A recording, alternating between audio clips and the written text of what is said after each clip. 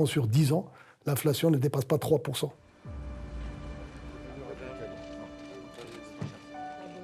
Le roi cible en priorité l'énorme marché africain. C'est d'autant plus naturel pour lui que, contrairement à son père imprégné de culture européenne, il se sent à l'aise avec ses racines.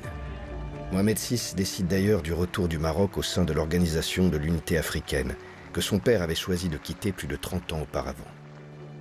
Il est l'heure de rentrer à la maison, moment où le royaume compte parmi les nations africaines les plus développées et où une majorité de pays membres aspirent à notre retour.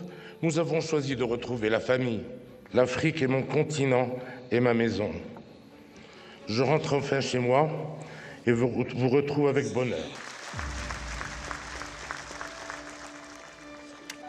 Le retour sûrement à l'Union africaine a été un message extrêmement fort. Donc le retour à la maison, de dire nous sommes au centre de ce continent, nous voulons le développement de notre pays, mais nous ne pouvons pas y arriver seuls sans une intégration régionale, sans, on va dire, un développement de l'ensemble du continent.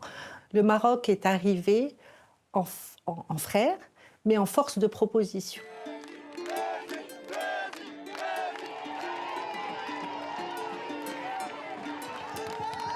Et pour accompagner cette politique, qu'est-ce qu'il fait? Il lance des grandes caravanes.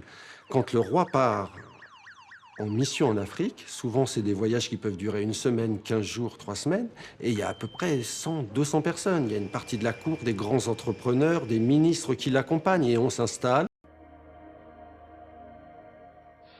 Comme l'était son père, Hassan II, descendant du prophète, Mohamed VI se place lui aussi en commandeur des croyants et veut se présenter au monde comme un roi pieux. Un islam traditionnel qui lui servira de rempart contre l'extrémisme.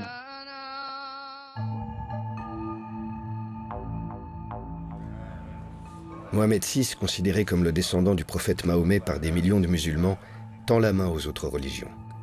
À la fois chef d'État et chef spirituel, il est le commandeur des croyants.